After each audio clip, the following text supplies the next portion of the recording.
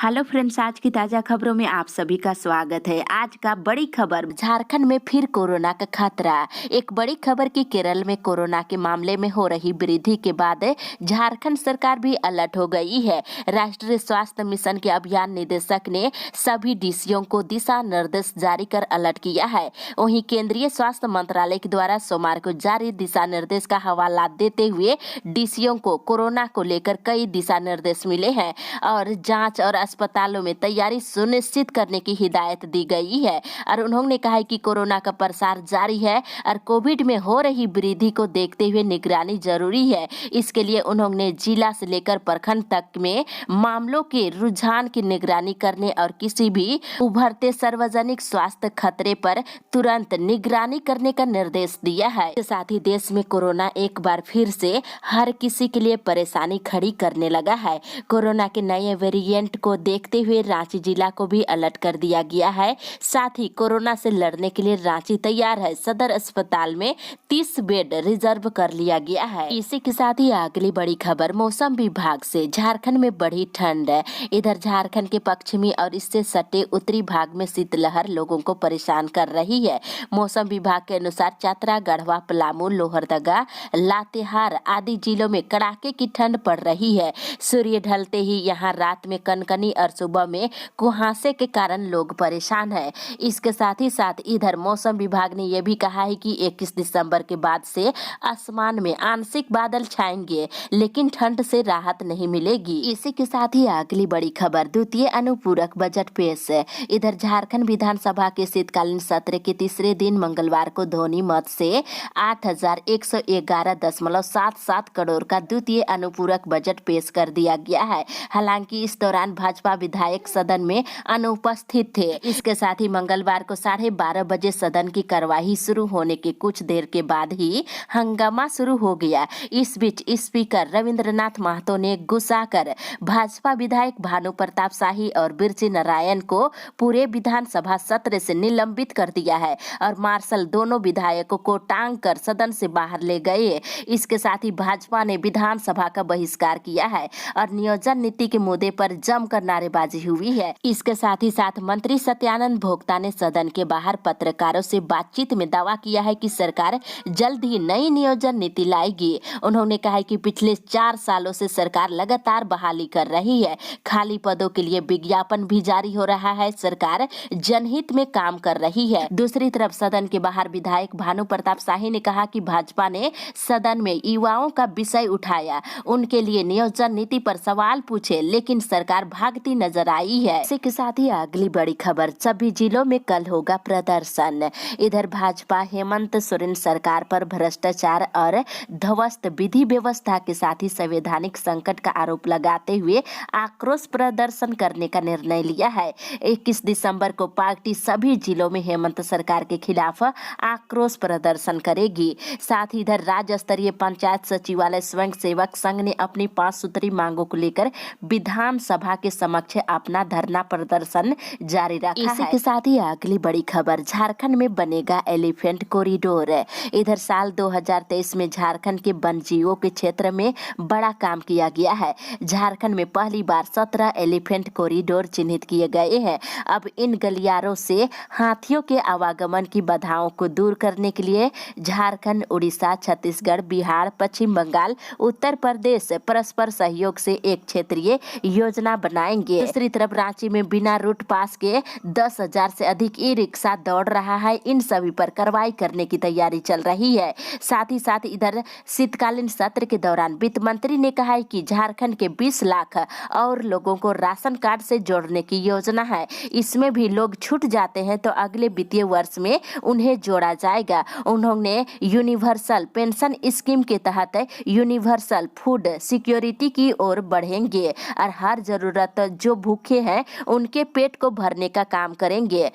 के साथ ही अगली बड़ी खबर, पारा शिक्षकों का आंदोलन। इधर मंगलवार को सैकड़ों पारा शिक्षकों ने वेतनमान और अन्य मांगों को लेकर झारखंड विधानसभा के शीतकालीन सत्र के दौरान विधानसभा का घेराव किए। अध्यापकों ने लंबित मांगों के समर्थन में सरकार विरोधी नारे लगाए हैं और मांगों को जल्द पूरा करने की मांग किए हैं। वहीं अविलंब अल्पसंख्यक स्कूलों के अनुसार 9300 से लेकर 34,800 का वेतनमान की मांग करने के साथ ही राजकर्मी का दर्जा देने की मांग की है। दूसरी तरफ झारखंड राज्य वित्त रहित शिक्षा संयुक्त संघर्ष मोर्चा की ओर से भी विभिन्न मांगों को लेकर के विधानसभा का घेराव किया गया। वहीं स्कूल कॉलेजों को अनुदान की राशि अविलंब निर्गत करने की मांग रखी गई है। दूसरी तरफ प्राथमिक, माध्यमिक और उच्च विद्यालयों के शिक्षकों ने राजकर्मियों के समान MSP का लाभ देने की मांग को लेकर धरना दिए हैं। साथ ही इधर 24 दिसंबर को डिलिस्टिंग महारैली आयोजित करने पर असंतोष जताया गया है और डिलिस्टिंग महारैली पर रोक लगाने के लिए DC को अनुरोध किया गया है। इसी के साथ ही अगली बड़ी खबर, प्रवासी मजदूरों का मामला विधानसभा में। इधर सऊदी अरब में फंसे झारखंड के प्रवासी मजदूरों का मामला झारखंड विधानसभा के शीत सत्र में उठा है। बगोदर विधायक ने मंगलवार को मामले को उठाते हुए वहां फंसे मजदूरों की वतन वापसी के लिए राज्य सरकार से पहल किए जाने की मांग की है। गिरिडीह, हजारीबाग और बोकारो के 45 मजदूर सऊदी अरब में फंसे हुए हैं। दूसरी तरफ सरकारी विद्यालयों में नियुक्त प्राथमिक, माध्यमिक और +2 शिक्षकों को MSP का लाभ देने की मांग को लेकर झारखंड माध्यमिक शिक्षक संघ और MSP संघर्ष मोर्चा के तले मंगलवार को विधानसभा के सामने सांकेतिक धरना दिया गया है और शिक्षकों ने MSP का लाभ देने की मांग की है। इसी के साथ ही अगली बड़ी खबर, कोरोना के नए वेरिएंट को लेकर स्वास्थ्य विभाग अलर्ट। इधर कोरोना के खतरे की फिर से आशंका जताई जा रही है और इसके संक्रमण को लेकर एक बार फिर गिरिडीह जिला समेत सभी विभागों में अलर्ट की स्थिति आ गई है। हालांकि नए वेरिएंट का मामला जिले में अब तक सामने नहीं आया है। इसके साथ ही इधर हजारीबाग के चुरचू प्रखंड के विभिन्न क्षेत्रों में धान कटनी चालू है। वहीं बिचौलिए वाहन लेकर सुबह सुबह धान खरीदने किसानों के घर पहुंच रहे हैं। औने पौने दाम पर किसान धान बेचने को मजबूर है। बिचौलिए किसानों से 15 से 16 रुपये किलो के हिसाब से धान खरीद रहे हैं। साथ ही अगली बड़ी खबर, डीलरों ने किया धरना प्रदर्शन। इधर टाटी झरिया प्रखंड के डीलरों ने मंगलवार को प्रखंड कार्यालय परिसर के सामने काला बिला लगाकर धरना प्रदर्शन किए हैं। मांगे पूरा नहीं होने पर 1 जनवरी से हड़ताल पर जाने का निर्णय लिए। वहीं PDS दुकानदारों को सरकारी कर्मी का दर्जा देने की मांग की जा रही है। दूसरी तरफ OBC आरक्षण कोटा बढ़ाने की मांग है। इधर इचाक प्रखंड के बोधी बागी मैदान में आयोजित सरकार आपके द्वारे कार्यक्रम में राष्ट्रीय OBC मोर्चा ने विभिन्न मांगों को लेकर प्रदर्शन किए हैं। वहीं राष्ट्रीय OBC मोर्चा ने सरकार से OBC का आरक्षण बढ़ाने की मांग की है। अगली बड़ी खबर, कोरोना से निपटने के लिए तैयार। इधर चीन, अमेरिका और अन्य देशों में कोरोना के नए वेरिएंट पैर पसार रही है। भारत में पहला मामला केरल में मिला है। हालांकि इस नए वेरिएंट की चपेट में आई महिला अब स्वस्थ हो चुकी है, लेकिन ठंड के मौसम में लोगों को फिर से कोरोना के फैलने का डर सताने लगा है। हजारीबाग के अस्पतालों में दवा, सुरक्षा उपकरण और टेस्ट किट उपलब्ध कराने की प्रक्रिया चल रही है। अगली बड़ी खबर, शिक्षकों के अर्जित अवकाश में कटौती पर नाराज। इधर विभावी में PG टीचर्स एसोसिएशन का कल एक बैठक हुआ जिसमें 33 दिन का अर्जित अवकाश नहीं देकर अवकाश में कटौती करने का विरोध किया गया है। साथ ही इधर गढ़वा में AK-47 के साथ उग्रवादी गिरफ्तार किया गया है। साथ ही अगली बड़ी खबर, झारखंड को बना दिया बीमारू। इधर मुख्यमंत्री हेमंत सोरेन ने कहा है कि झारखंड की पूर्ववर्ती सरकारों ने झारखंड का इस कदर शोषण किया कि ये राज्य बीमार हो गया है। पूर्व की डबल इंजन की सरकार के इस दोहन से झारखंड का कोना कोना करहा रहा था।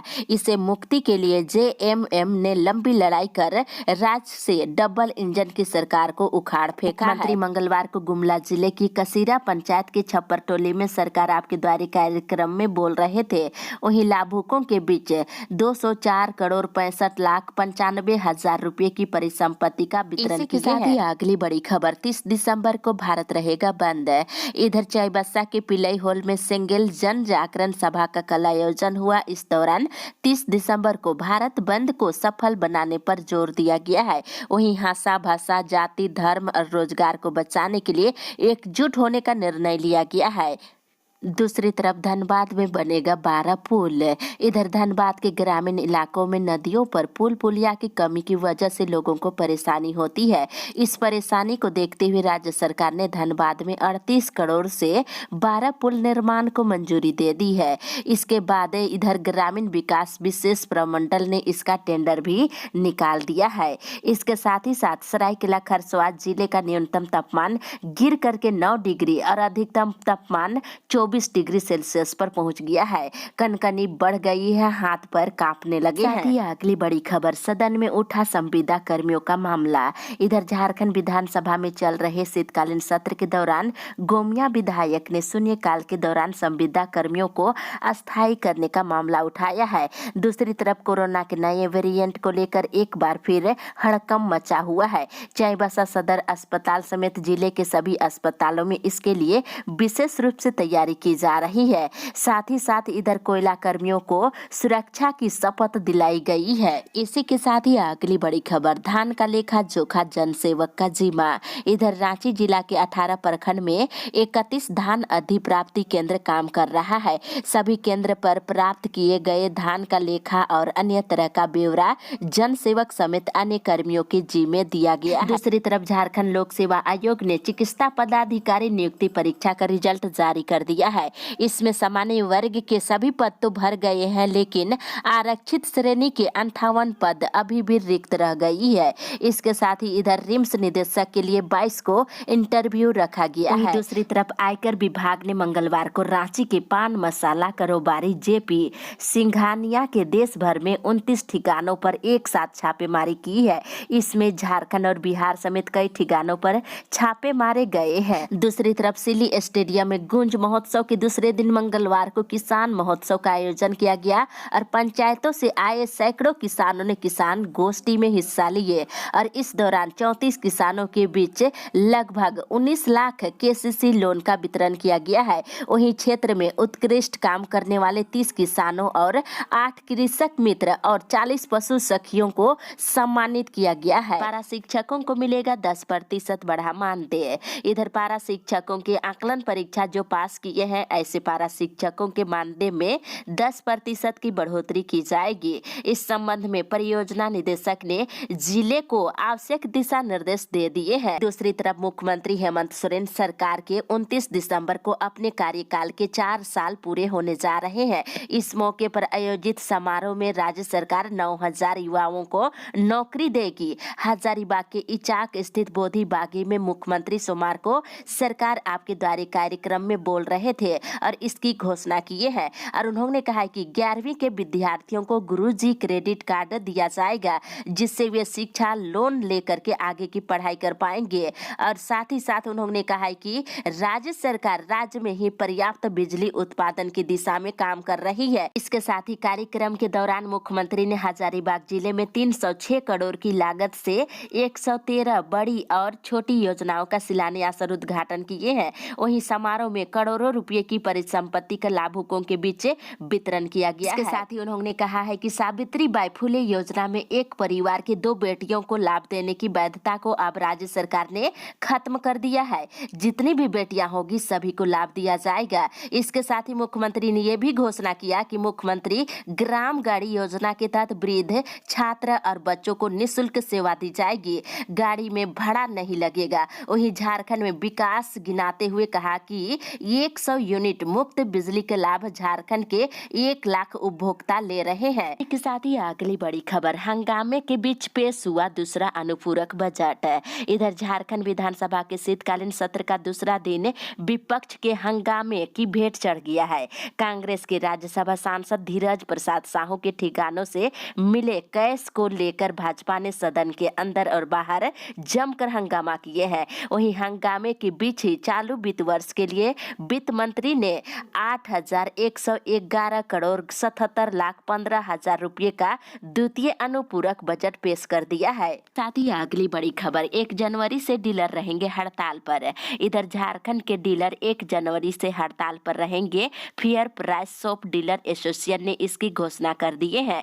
जानकारी के अनुसार 24 जिलों में पीडीएस केंद्र इस दौरान बंद रहेंगे। दूसरी तरफ इंडिया गठबंधन की आज नई दिल्ली में होने वाली बैठक में मुख्यमंत्री मंत्री और झामुमो के कार्यकारी अध्यक्ष हेमंत सोरेन शामिल नहीं होंगे। शीतकालीन सत्र और गुमला में निर्धारित सरकार आपके द्वारा कार्यक्रम में शामिल होंगे। इसी के साथ ही अगली बड़ी खबर, अनचाही कॉल पर लगेगा 50,000 का जुर्माना। इधर केंद्र सरकार ने सोमवार को लोकसभा में दूरसंचार विधेयक 2023 को पेश कर दिया है। इसमें सभी संचार सेवा प्रदाता नेटवर्क को संभालने और प्रतिबंधित करने और निलंबित करने की सरकार को अनुमति दे दी गई है। वहीं अवांछित मार्केटिंग कॉल पर 50,000 रुपया जुर्माना लगाने का प्रावधान किया गया है। दूसरी तरफ झारखंड आंदोलनकारियों का प्रदर्शन। इधर झारखंड आंदोलनकारी महासभा के द्वारा 20 दिसंबर को झारखंड विधानसभा के सामने प्रदर्शन किया जाएगा।